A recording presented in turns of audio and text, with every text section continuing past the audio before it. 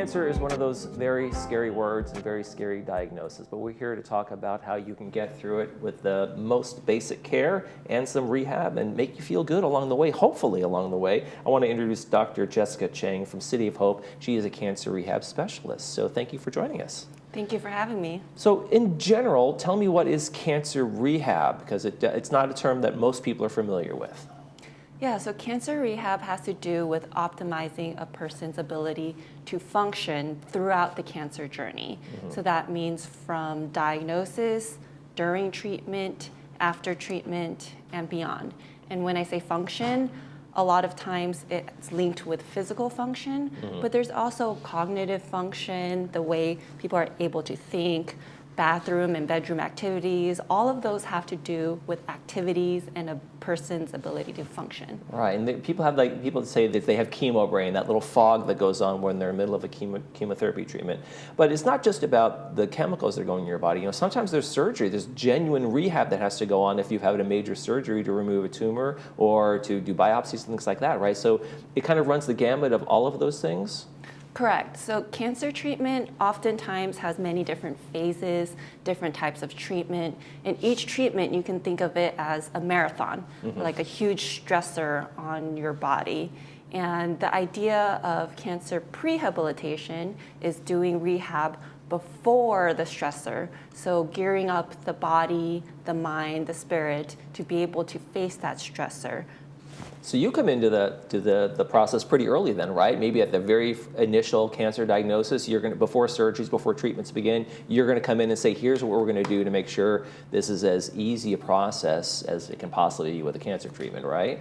Exactly. That's what I'm working to build. This is a new frontier within cancer care, is to have prehabilitation at the beginning. So that is what my goal is with City of Hope, is to build that functional optimization as early on as possible so that we can be there for the patients throughout the cancer journey. What got you interested in this field? It's kind of an emerging field, like you said. It's pretty new. What made you say this is the track for me? Great question. So I started off with an interest in healing in general, healing in terms of body, mind, and spirit.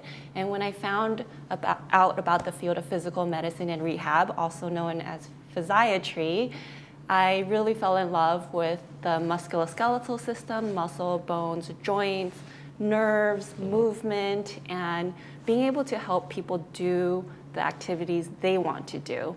So much of medicine is the doctor telling the patient what has to be done. Right. But I love that I get to ask the question, what do you like to do? What do you want to do? And how do I make this work for you so that you can have the best quality of life?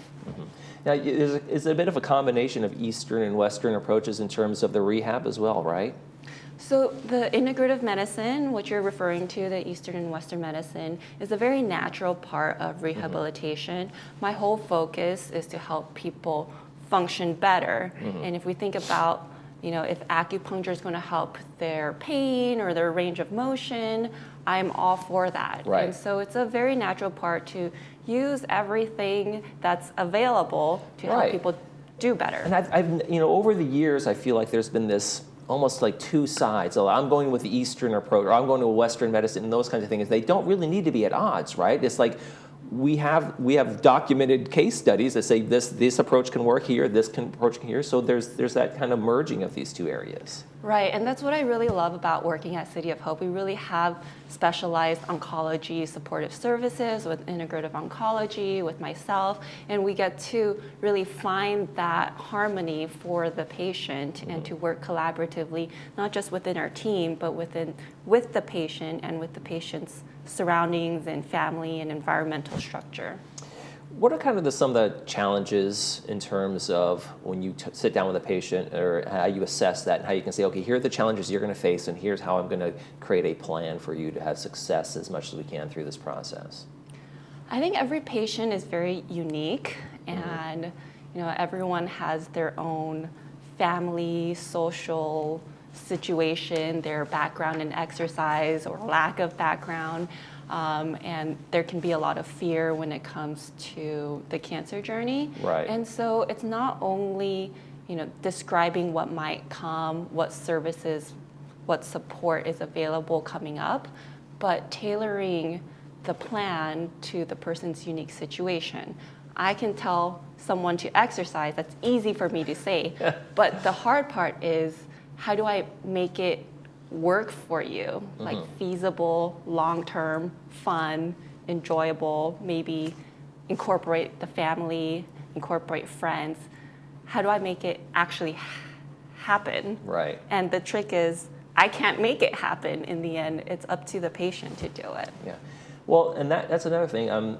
The patient has to be able to trust the advice they're getting, And when people hear that word cancer, sometimes they're in a fog for a couple days because they're just almost shell-shocked from that. And then you start getting stories, I know somebody who did this, and that was great. I know somebody who did this. And so all the advice starts coming in.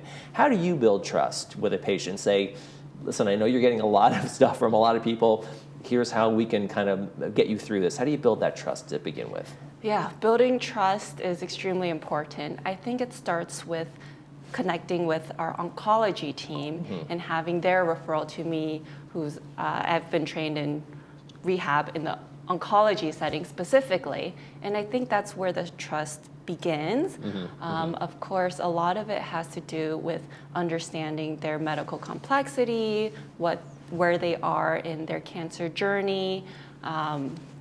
Listening is extremely important. Listening and empowering the patient and connecting them with our cancer specialized physical therapists, occupational therapists, and knowing that we have great communication, I think that really helps patients feel like they can trust our rehabilitation team. Right, and it's not like you're coming into this without knowing the other folks. And you guys have sat down probably at the cancer boards, you've heard what the oncologists are doing, you heard what the surgeons are doing, and so you already know the entire spectrum of what the treatment plan is, and that's where you come in and say, here's how I'm going to augment that and make that better, right? So they have an understanding that you're not just this isolated, you're not living in a closed environment, you have this open world to all the other doctors and you know them. You hit it right on the nail. Yeah, that connection, that teamwork, that communication is absolutely key.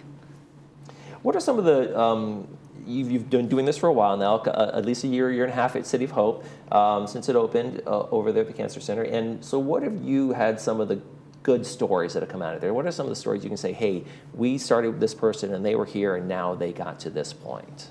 Right. I was just thinking about this patient on my way here. And so this was a rehab story where this lady had stem cell transplant. And then when she came to me, she was having difficulty chewing. Her activity wish was to eat pizza again. And That's mine every day. I cannot endorse that. But, after several visits of decreasing some of her medications related to pain, nerve, spasms. Her head was able to clear up a little bit. I did some trigger point injections, instructed her on some exercises, and she came in saying, Dr. Chang, I can eat nuts again. And I just wanted to know if she had the pizza yet. And so she did not at that time, but then she also showed me, I was like, show me, roller coaster. And her shoulders were getting better. She was doing physical therapy, working very hard with them. And the next one was getting her balance, her feet neuropathy to improve. And so it was a complex kind of coordination, including medications, injections, rehab, several different places, but the most important element was how hard she worked. Right. And that finish line, there was going to be pizza there, so there was a motivator. Yeah, I was hoping she'd invite me. The pizza party, come on. Talk a little bit about what prehab looks like in a treatment plan versus rehab looks like, and what the differences are. Obviously, we know the basic differences, but what are the big differences there? Right, so the major difference is the timing. When we have a clear goal, whether it's surgery or stem cell transplant, there's a time limitation as to when the time we have to optimize the body and with exercise, nutrition, mental health. A lot of times there's barriers to exercise. I would say that would be the hardest one, whether it's a knee pain, a back pain, a balance issue, a motivation difficulty. There's so many challenges to exercise and the whole program that I love to troubleshoot these with people. So a lot of it is similar, the same things. It's just a lot more focused and time sensitive. Okay, makes a lot of sense. Okay, Dr. Jessica Chang from the Cancer Rehab Physician from City of Hope here in Orange County. Thank you so much for joining us. Thank you. You're watching This Day. We'll be right back.